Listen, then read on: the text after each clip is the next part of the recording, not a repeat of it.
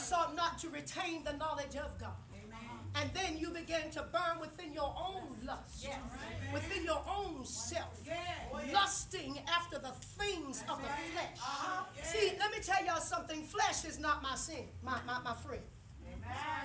My flesh is my enemy. Because my flesh likes to keep me from my Father. My flesh says to me when it's time to pray, you tired. You can pray later on. And by that time, if a movie doesn't come on and I'm interested in it, I'll have to put it off a little longer. Anybody know what I'm talking about? Amen. Our flesh is saying when it's time to read to some of us, go to sleep while you read. Be all right. Just go to sleep. You ain't even got past the second verse and sleep. Amen. Flesh will say, when the Lord says, go over and speak a word into that person's life, well, Lord, I don't know them. Not even knowing that that word may deliver them out of what they're in right at the time they're in it.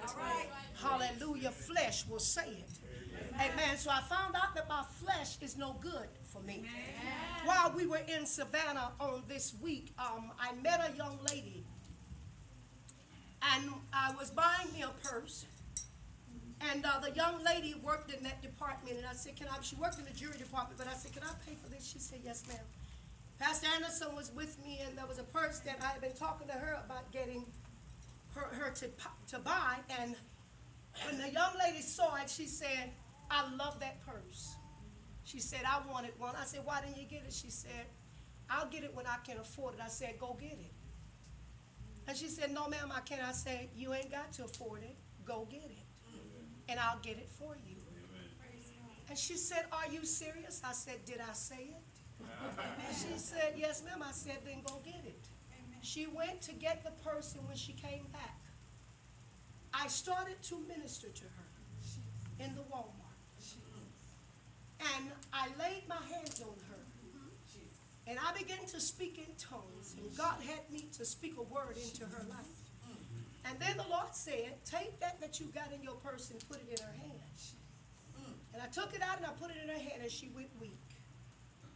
And when she started to buckle, I caught her. And she started to cry.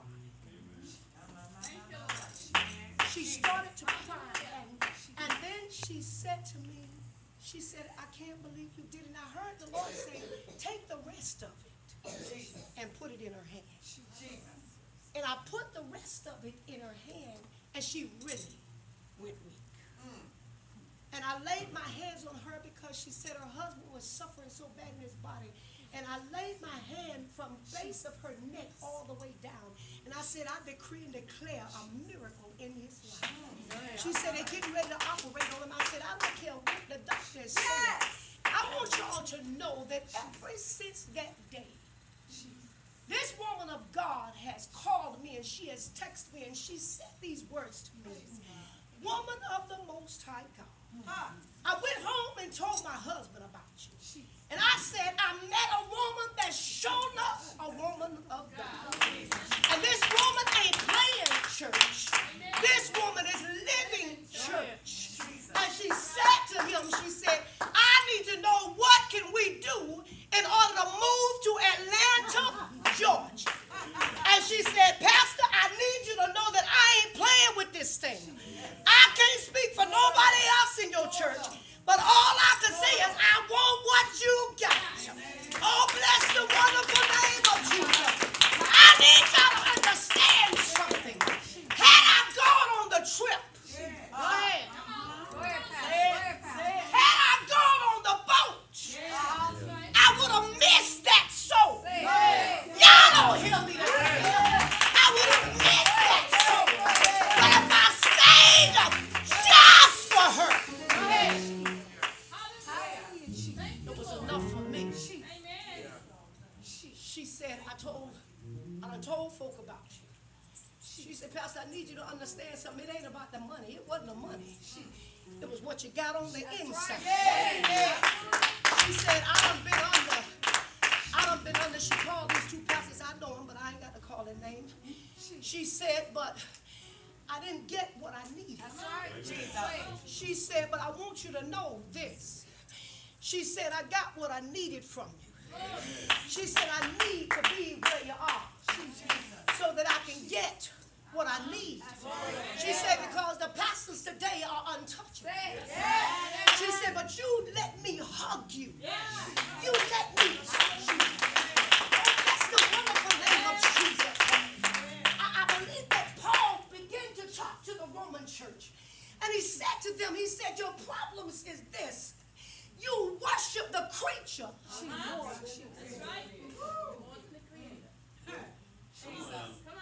I'm getting ready to let y'all go. I got my stuff, but I'm giving y'all what he told me to give y'all. Y'all know I'm Raymond Word.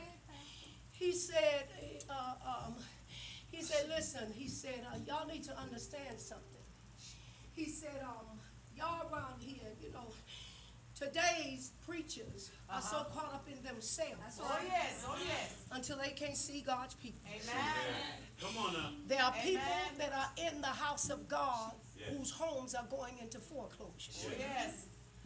There are people in the house of God who doesn't have food in their refrigerators or freezers. Don't have food in the cabinets. There are people that's in the house of God that are going without. And damn me to hell. Damn me all the way to hell. If I can walk around looking good and being blessed by, hallelujah, God's people, and don't have enough compassion in my heart to reach out and grab God's people. I need y'all to understand something. People have forgotten what the church is for. The Bible says that the church is the place of refuge. It's the place that the sick come to. All the sick need to be healed. Amen. Can I tell y'all, you know, I need to say this first. This that has happened didn't surprise God. Amen. Nothing surprises God. Everything that's happening in the world today has already been written. It has already been written, and he said this.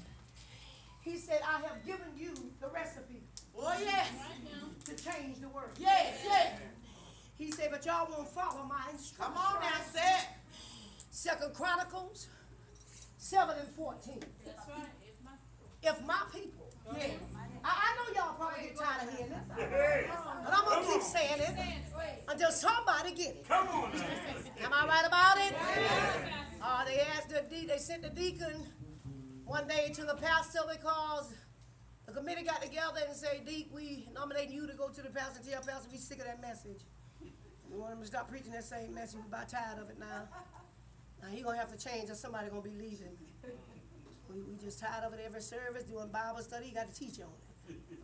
He's gonna teach on it, and then when we get to the other service, he got to minister on it again. And then on Sunday, he do 2 services. He gonna preach it that morning, and he gonna preach it that afternoon. And we just really tired of it, so Deacon, we need you to go to pastor because we know y'all got a relationship like this. Go to him and let him know that we need him to change his message. And so Deacon went to the pastor. He told the pastor, said, the committee told me to come to you. They nominated me to come to you to tell you that we need you to change your message. The people tired of hearing it right now. The pastor said, is that right? He said, yes. He said, so I'm the spokesperson.